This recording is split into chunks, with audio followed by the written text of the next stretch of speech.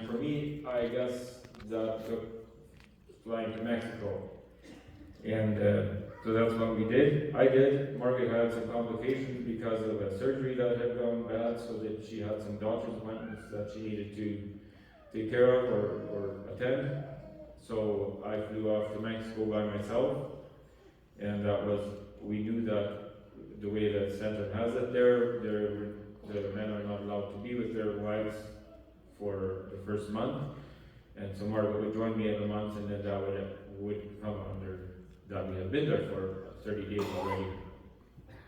But in the Centrum, the first thing you find out, I knew some of the things, I'll just say, is there was no internet, no computer, no cell phone, no camera, and most of all, like I said, no wife, which was, like I said, 9 o'clock I was usually inside if I was drinking or not, but Margaret was always there. She's always been there for me through thick and thin, and now we were going to spend a month alone. That was pretty tough. And a huge change of schedule. Like I said, I was used to coming in, if I was early, I would come in at 1 or 2 in the morning and sleep till who knows when in the afternoon. I did in between, I did have a job that I did quite well with attending. I was at my job from 9 till 4, and I did whatever.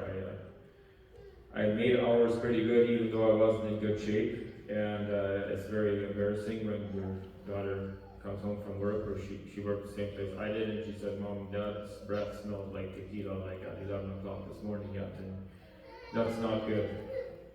And that's also gets very close to the heart. But the next thing I wanted to say about, where was it?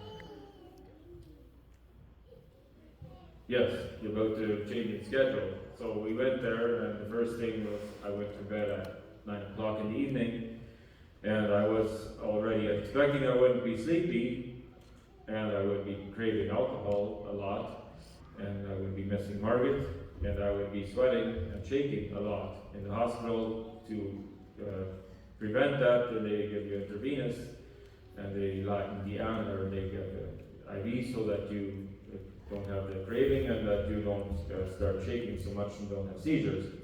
And I can only say it's only like it was quite late in the night already, and I was thinking, like, I'm not sweating, I'm not shaking. What is it? Like something isn't working, or something is working. And then I realized that it was all you folks that were praying so hard for me. And so many people, when we came home, they said, "Mark, we've been praying for you every day." Some people said, "We've been praying for you all the time," or like it never ceased to cross their mind. And I thank you so much for it. And we got the church bulletins in there. That was one thing I was allowed to have. And seeing the prayer request in there, it was just very special to me, showing it to my fellow inmates, I'll just call them. They couldn't believe that we had so many people at home that were supporting them, because there was so many that literally had been dropped off there, or their family had brought them there, and if their family was ever even going to come pick them up after graduation, we didn't know, and they didn't know either. But the first part was quite depressing there too. First of all, they didn't have any, not Nick-Today, be it sunflower seeds, nor chips, nor Pepsi. So I was quite lost, because I figured, well, if I couldn't drink alcohol, at least I could snack on chips and Pepsi or something. But everything was rationed, and they said it was because there was people that had addictions. Well, I wasn't the least of them, but when you have addictions of one thing, then you can't have that, and then there was drug addicts that were in there, and if you can't have drugs, well, then at least they wanted sugar, and so our sugar was rationed. You had to go ask permission to get sugar. The ladies, they got off scot-free, they could have sugar whenever they wanted to, but we couldn't. Anyways, things like that was like for snacks, you could have one cookie or one donut, or maybe a Snickers bar if we were lucky, or if it was a Snickers day.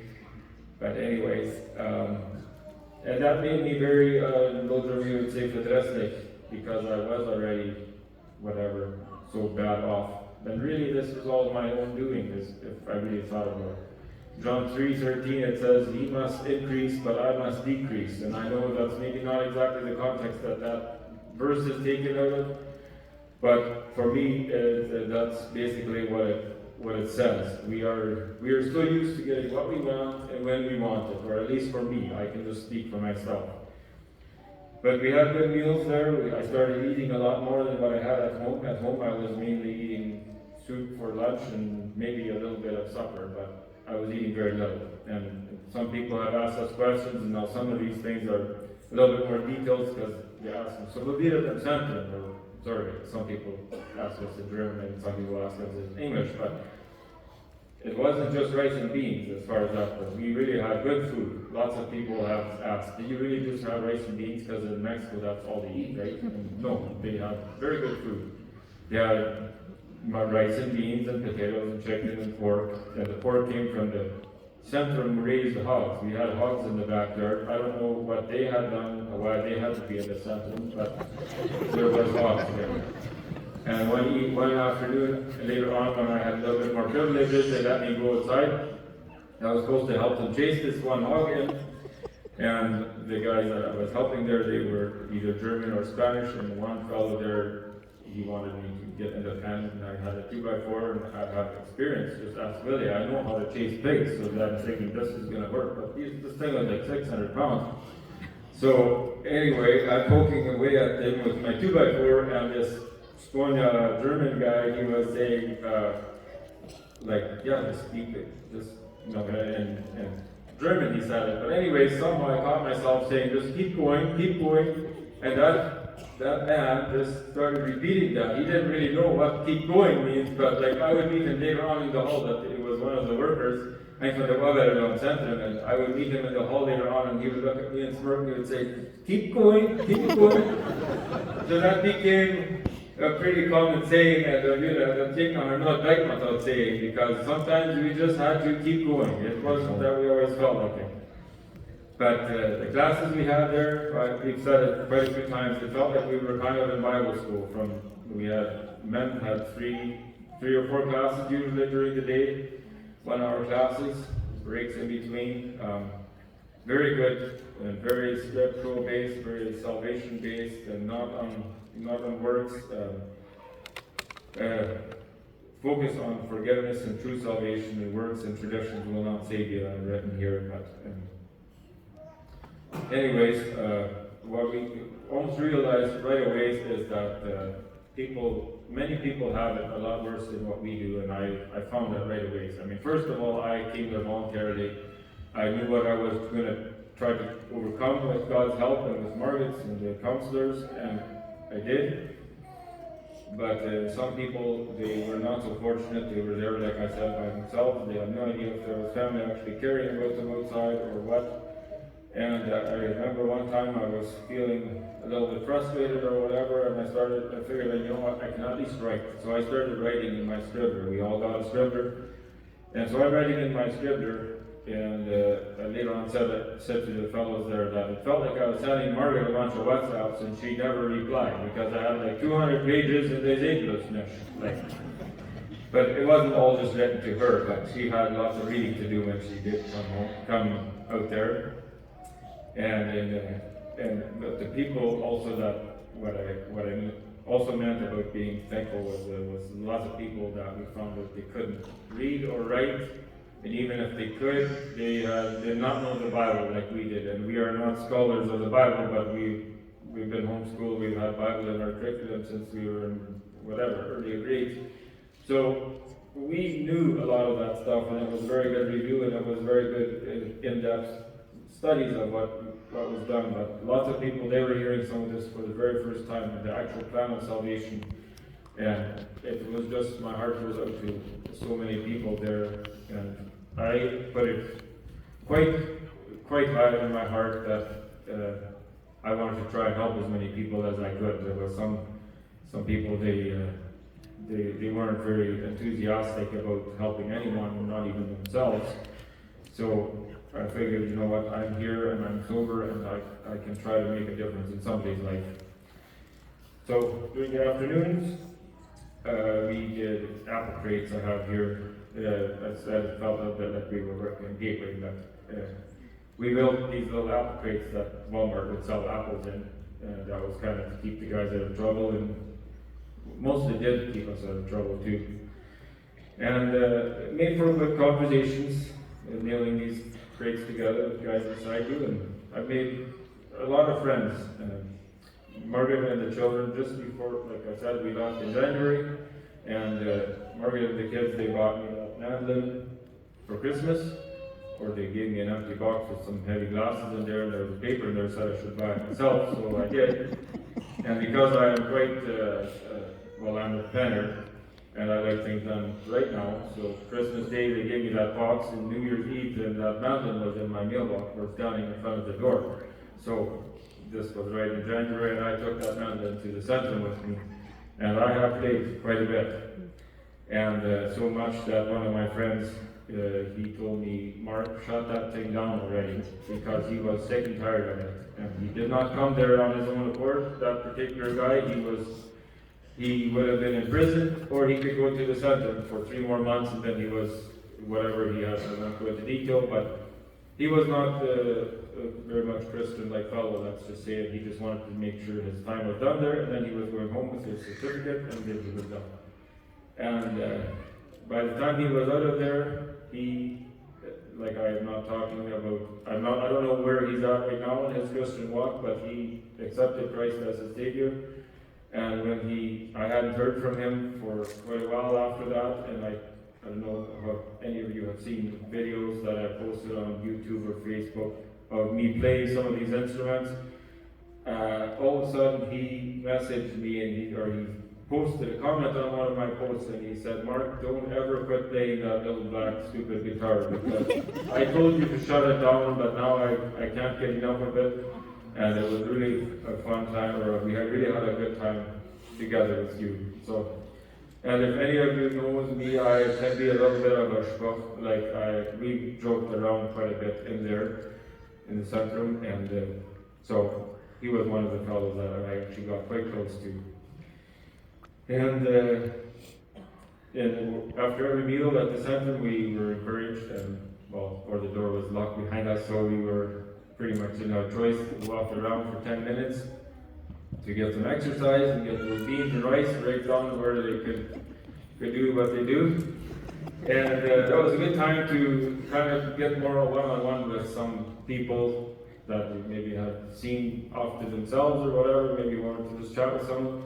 And I remember one fellow sharing with me a story about his dad. He also wanted to come to the Centrum. He was about the friend of mine, he was about 25 or so. His dad also had made the choice to come to the Centrum, and he had also gone on a very up and down climb. He left for the Centrum, and it happened quite a few times with people that arrived there. This fellow, he left Alberta, and they mixed him a drink before he left, just so that to calm his nerves. He wanted to calm his nerves for on the jet, and he did. The next thing you know, this fellow heard from the people in Mexico. They said, your dad didn't make it, he died on the plane.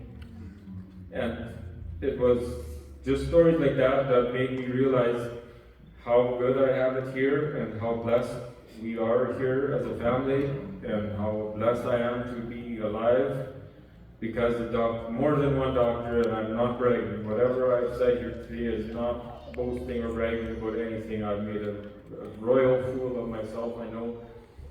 But many doctors have asked me, how are you even still alive? We've gone to Winnipeg to get CT scans and MRIs done and stuff, because something must be wrong with his heart by now if he had that much alcohol. But thankfully there isn't. There is brain cells, which a lot of, especially my brothers would probably attest to, there are some brain cells that are not the way they should be in my head. But no, there is brain cells that have been damaged, and my memory was not great.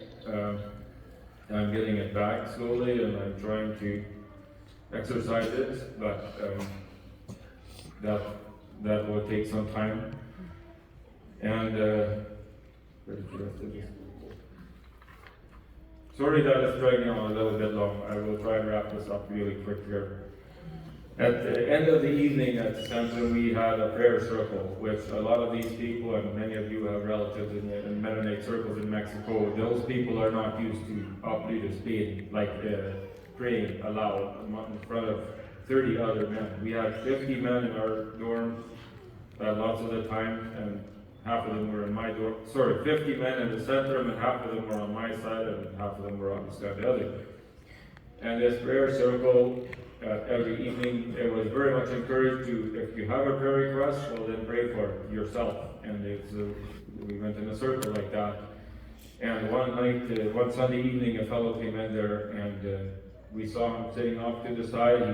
He wasn't made to sit among us because he was fresh, and we could see he was quite attacked, or like he was in coming out of a lot of tequila that he had that evening. And tequila can make you very serious, or it can make you very excited. Well, it will make you very excited, either serious or angry or something, usually. And he stayed there till it was over, then we had night lunch, and then he started getting a little bit excited and making all kinds of big statements, and we told him, you know what, settle down. Tomorrow you'll be sorry for all kinds of stuff, and let's just focus on tonight and settling down. And by the time it was till what we call the Gebetskrans, which is a prayer circle or whatever, then the people started praying at that end, and maybe 10 people down, and he was right across from me. We were in the hallway between our beds, and he was right across from me, and it started getting close to him, and I guess he had a prayer request, but it didn't look like he would be praying anytime soon because he was starting to shake like crazy, and it didn't seem like just a withdrawal symptoms. He was very, very emotional, and like I said, he was probably recovering from some drinking that night. But regardless, he was having a very tough time, and he was sobbing, and I just held his hand, and I will never forget. He had his hands on his knees, and I put my hand on his, and he took his other one. I just remembered this huge hand on my hand, and thinking, just like myself, I think I'm all grown up and whatever, I can handle my own problems. This fellow was a big guy, but the strength that he had and the big hands that he had, they still needed to quiver in front of the Lord God Almighty, because that's what we have to do. We have to give ourselves totally to Him. And the next thing I remember, this fellow who was not used to praying with other men, not used to praying aloud, but all of a sudden, and definitely not holding hands with guys, and I'm not trying to be weird here at all, but all of a sudden he put his hand, like I said already, he had his hand on mine, and that was just very special. The last fellow I wanted to mention was one fellow that was also brought in there that was against his will. He did not want to be in there, and at first he was very serious and be a bit natch, let's just say, in Low German.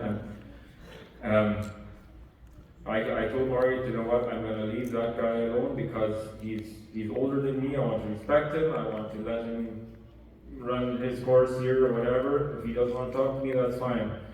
But I found myself mingling with my friends there, and I said it was kind of funny because my friends all seemed to be like 25, 30 years old, and I said I guess that was kind of my age group, right? So I seemed to fit in, or my maturity level or something. I might be like, oh, but anyways, so I'm joking around with these guys, and here's this solemn, sad guy there on his bed, and we tried not to bother him, but all of a sudden I said something and it made these guys laugh a lot, and then this Mr.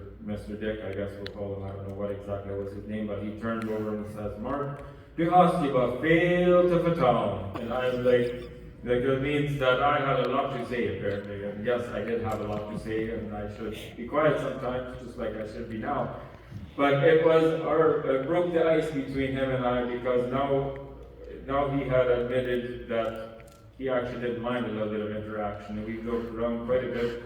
And when I asked him if his wife was coming, then she said, well, that's just going to cost even more yet. I don't think it's necessary that she comes. And you could feel, and I heard from the other fellows, that the relationship was not good between those two. And after we had our counseling and stuff like that, and they were also through the same program, and then we got to sleep in some cabins in the back. They slept the Dicks slept in one cabin and we slept in ours, and we got to spend the night as couples by ourselves. And I remember seeing them walking to their cabin one of the last nights that they were there, and they were holding hands and that, and again, nothing bad to say about other couples, but there's couples in Mexico that are not used to holding hands in public like that, and they loved each other and they rekindled that fire there. And that's why I say there's so much prayer and help needed for the Sanctum over there, and I encourage you to do that. Yeah, like I said, Margaret and I got to be in the cabins there. We started dating first of all, and we started getting to know each other. And then we got to stay in the cabins, and later on I found out that there was probably a reason why we could stay at those cabins for a week before we went home, because they wanted to make sure that we wouldn't sniff the dying before we went home, because some of these couples, when they were apart for a month, and then they went through counseling, and then by the time we got back, they got into that cabin, then they sometimes had lots of things to vent, and then it didn't all go very well, or something comes up and we have to learn to work with each other. So, anyways, in all this it says, I put one more verse in here, it says 2 Corinthians 12 verse 10, and persecutions, distresses for Christ's sake, and in my part it was, when it says distresses for Christ's sake, I mean just for me trying to do the right thing. It says, when I am weak, then I am strong. I heard that from David Ring once, a guy who had very bad cerebral palsy, and he could hardly say it, but he said, when I am weak, then I am strong. In other words, Jesus. And one verse that they really nailed it on our marriage classes there was that be ye angry and sin not. The counselor figured we should put it on a plaque. I did get a plaque with that on there. We should put it on our bedroom ceiling or on the wall, because he said if there's anything you'll take from here, you should remember never to go to bed angry. So we learned lots of things. The joke was in the center that one perk that we had is when you went there as a couple, you came home with a new wife, and my wife came home with a new husband. And that is not just a joke, that is true, but in all essence, that didn't even take very long. I think she maybe wanted to go back and see if they didn't have a better one yet, because mine messed up already, but not with the drinking so much. No, not at all. It's, that part has been good. Still have lots of growing to do, and then, he's still working on me or us. And it says here, daily battles we all have. If it's not alcohol, maybe it's cigarettes, it's gossiping, slandering, lying, adultery, pride, too many to list. And it can be different for each of us. But I think the main thing is that we give ourselves to God, all in all. 1 Corinthians 15:57 in closing to this testimony says, but thanks be to God, which giveth us the victory through our Lord Jesus Christ. For without him we can do nothing. Amen. I would say the Lord, give it a round of